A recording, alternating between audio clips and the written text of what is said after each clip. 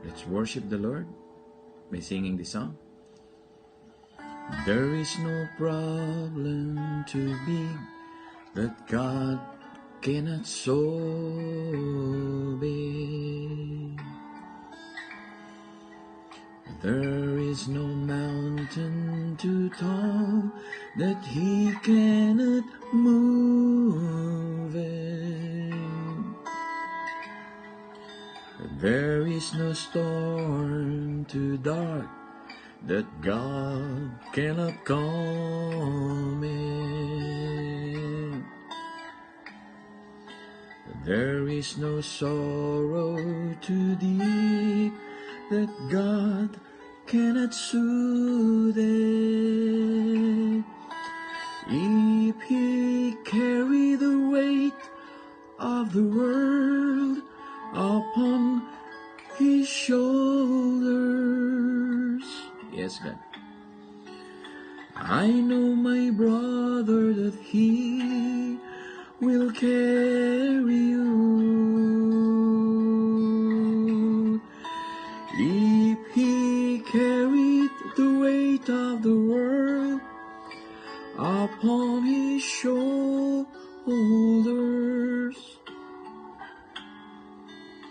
I know, my sister, that He will carry you. He said, come unto me, all who are weary, and I will give you rest. He said, come unto me, all who are weary, and I will give you rest. If He carry the weight of the world upon His shoulders,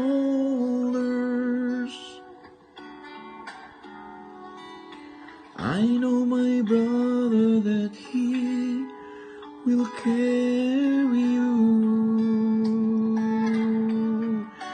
If He carry the weight of the world upon His shoulders,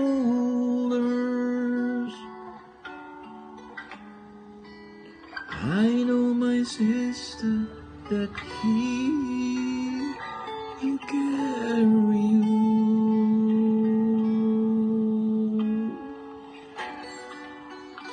Oh, I know our God will carry you.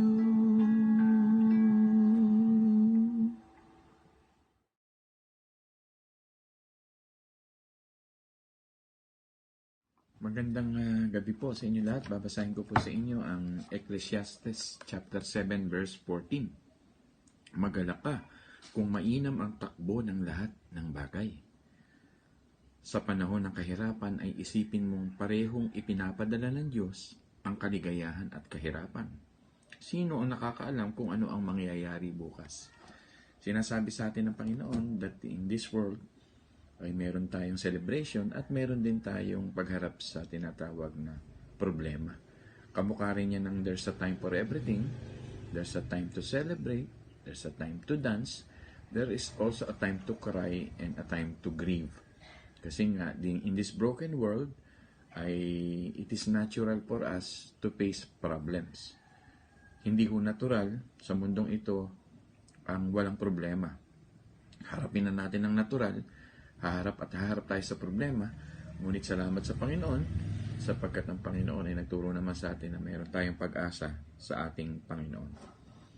Madami pong problema in this broken world. Yan po ang gustong sabihin ni Haring David. So, anong po ang dapat natin gawin? Yung verse na binanggit sa atin, ay kailangan natin itong tanggapin bilang kakambal o parte ng ating buhay, ang problema ng buhay, yung ups and down, the dark times and the celebrative times, ay yun po yung binabanggit. Kaya nga napakahalaga na ang katotohanan ito, in this world, sabi nga ng Panginoon sa John chapter 16 verse 3, in this world ay magkakaroon tayo ng mga troubles. But don't worry, sabi rin ng Panginoon dito, binanggit din dito, I overcome the world. Sabi dito, in this world you have troubles, but Christ overcomes the world. Yun ang good news sa atin. Hindi ho natural na walang problema. Tayo po mga Kristiyano habang nabubuhay ay may problema. Pero lagi nyo tatandaan na si Kristo ang ating Panginoon ay in-overcome niya po ito. Napakahalaga po na lagi nating alalahanin yung binabanggit din sa New Testament that in times of these troubles of life ay may mga pangako naman ng Diyos. Sabi nga niya sa atin, huwag kang mabalisa sa anumang mga bagay. Philippians 4:6, sa halip ay manalangin kang may pagpapasalamat sa Diyos. Yun ang binabanggit. Napakaganda, no? Tapos sa verse 7, binanggit doon, ang hindi malirip na kapayapaan ni Kristo ang sa atin. Meaning to say, imbis na mag-focus ka sa tinatawag o lagi nating iniisip ng mga problema, ang gusto lang sabihin sa iyo ng Panginoon that it will never change a thing.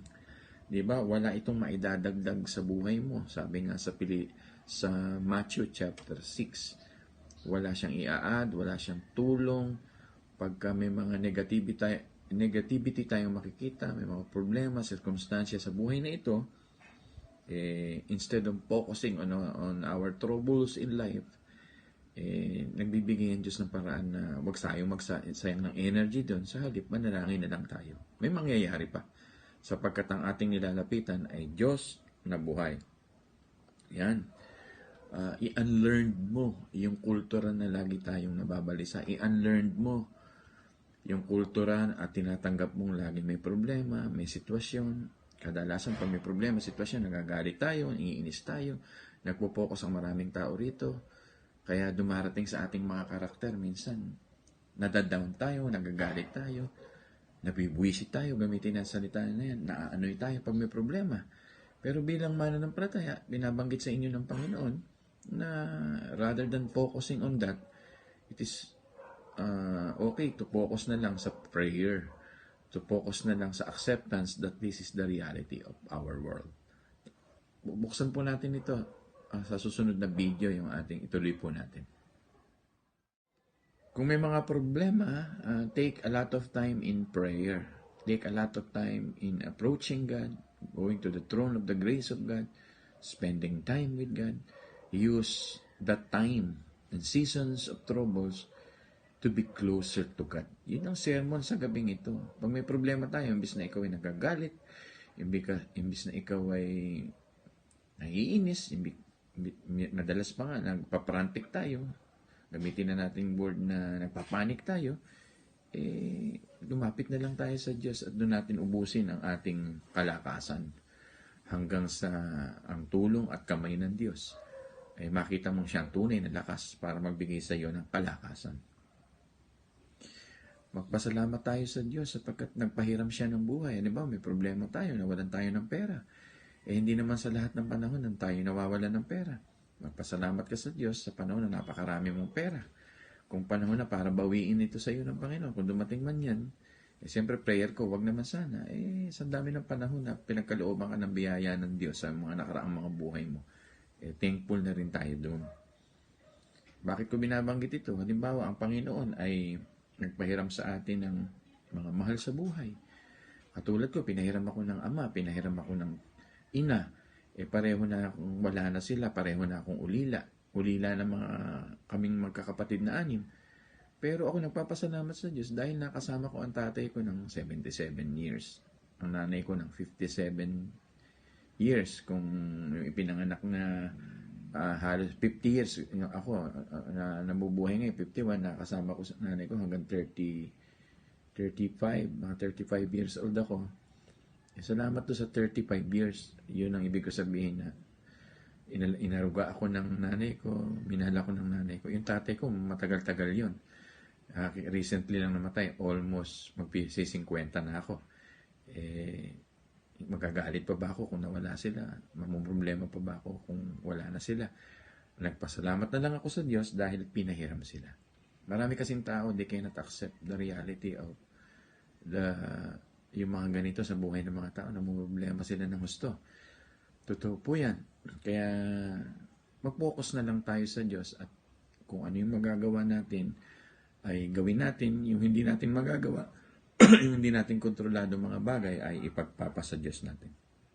Focus on God, not on our circumstances, not on our troubles, not on our problems. Because if we focus on our problems, the more we doubt the promises of God. The more we are tempted to stay away from the promises of God if we focus on God, or if we focus on our problem rather. Lagi yung tandaan na ang mga binanggit natin dito sa Ecclesiastes 7:14, God ordained everything under the sun. God ordained life for you. God ordained life for me. For us, He ordained life. Ibig sabihin, nakatalaga ang mga buhay na sa buhay na ito. Pero pag ikaw ay nasa Diyos, no darkness can stop that you are a child of God. No circumstances, no troubles can stop us kung anak ka ng Panginoon. Everything in His time. Ito yung reality ng buhay. There's a time that we can dance, we can laugh, we can celebrate. We are born, di ba? We gather stones, di ba? We embrace. Pero yung other side, may mga time din that we grieve. We are quiet. Time not to talk. Pagka ganyan na dumating na yung mga time ng problema sa buhay, kasama sa parte ng buhay yung time ng buhay natin yon. Kaya napakahalaga na ito ay ating tanggapin. Turuan ninyo ang inyong mga sarili na magkaroon ng kultura na magpasalamat sa Diyos. Huwag nagagalit pag may problema. Huwag nagwawala pag may problema. Marami po kasing taong ganyan every circumstances na dumating sa punto ng buhay natin ay maging mapagpasalamat. Manahimik ka, pumunta ka sa loob ng iyong silid at tingnan mo ang magagawa ng Panginoon. Tuloy natin ito sa susunod na video, mga minamahal ko. Sabi nga sa Nahum chapter 1 verse 7, He is our stronghold in the days of trouble. Trust Him. Trust Him. He is our stronghold in the days of trouble. Nahum 1:7. Ang ganda po nun. Yun lang ang ating pinaka baon-baon sa buhay bilang child of God. In every season, though we walk to the valley of shadow of death, we must not be fearful. We must trust God. Sabi nga ng Matthew 14:31, Jesus will grab us. Ano ibig sabihin ng Jesus will grab us? Yung nalulunod po si Peter, doon na lumulubog siya sa tubig, nung tumingin siya sa problema, pagkaanak ka ng Diyos, saluhin ka ng Panginoon, Jesus will grab us. Kaya sa panahon ng problema, ilang na lagi niyo sabihin, pag may troubles ka sa buhay, Lord, grab me, save me, rescue me. Prayer po yun. Napakaganda nun. Kaya nga sabi sa Awit 46 verse 1, He is our refuge and strength in times of trouble. Tandaan niyo yung mga verse na yan. Psalm 46 verse 1 is our refuge and strength in times of our troubles. Yan ang Diyos ko, yan ang Diyos mo na sinasamba. Ngayon, kung wala kang Diyos na ganito, magpapanik ka sa buhay. Kung wala kang Diyos na ganito, mas pipiliin mo ang mundo. Pag wala kang Diyos na ganito, mamumuhay ka under the sun. Pag wala kang Diyos na ganito, ay mawawala ka sa simbahan. Pag wala kang Diyos na ganito, mas pipiliin mo yung sikmura mo kaysa sa Diyos. Pag wala kang Diyos na ganito, mas pipiliin mong tumalikod sa Diyos katulad ng mayamang lalaki, Mark chapter 10, kaysa sumunod sa Diyos. At marami pong nabiktima ng buhay under the sun. Napakahalaga sana na makita natin na in the times of our troubles, in the times of our circumstances, kung may mga problema tayo at testing na hinaharap sa buhay, it is better to embrace God and trust God. Sasabihin ko sa inyo, kung dito pa lang na wala pa yung 666, marami nang tumatalikod kay Kristo dahil sa buhay, dahil sa mga trabaho, dahil sa choices of life. Pagdating lalo ng huling araw, tatalikuran ng marami ang Diyos. Manlalamig ang marami sa Diyos. Kaya ganito ako magsalita, dahil baka nga dumating anytime. Hindi na araw ang binibilang natin sa mga huling panahon, kundi oras na po. Ibig sabihin na napakabilis na ng panahon. Pinapakita na sa atin ang lahat-lahat.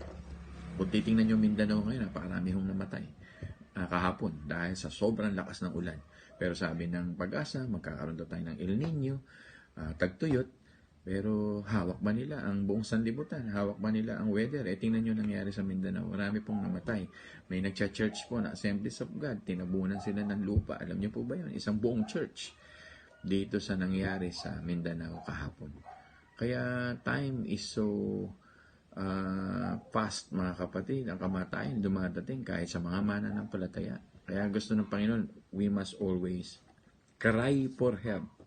He will deliver us in our trouble. Nasaan po yun? Nasa Psalm 34 verse 17. Lagi niyong tandaan, pag anak ka ng Diyos, ang kapayapaan ni Kristo ay iniiwan niya sa atin. John 14:27. Psalm chapter 55 verse 22. Cast your burden to Him. He will sustain you. He will not permit the righteous to be moved. Ganda po nun. He will not permit the righteous to be moved. Cast your burden to Him. He will sustain you. Nasaan po yan, Pastor? Psalm 55 verse 22. Psalm 56 verse 3, when we are afraid, put your trust in Him. Sa inyo na natatakot, baka mawalan ng trabaho. Sa inyo na natatakot, mawalan ng kabuhayan. Lagi kong binabanggit yan because money matters yan. Survival matters yan. Piliin nyo ang Diyos. Seek ye first the kingdom of God. Makikita nyo, everything will be added unto us. Nag-uuna sa ating Panginoon. Sabi nga ng Proverbs 18 verse 10, the righteous run in that strong tower. The righteous run in that strong tower. And that is our God. Proverbs 18:10. And lastly, all things will work together for good for us who believe and who love our Lord Jesus Christ. Magandang gabi po mga minamahal. I hope marami po tayong natututuhan. Marami tayong panahon sa Diyos na nagtitiwala. Siya po ang may hawak ng buhay natin under the sun. Kailangan ang buhay natin ay talagang maging under the sun na lang talaga. Under the S-O-N, not under the S-U-N. Mga kapatid, baka marami ng tukso sa iyo para lumayo ka sa Diyos. Gumising ka. Failure upon failure will be witnessed by many pag tinalikuran mo ang Diyos. But celebration, successes of life, and a good testimony, and the glory that belongs to the name of God will be seen by many if you always trust and obey our Lord Jesus Christ. Mga minamahal, naway pinagpala kayo ng salita ng Diyos.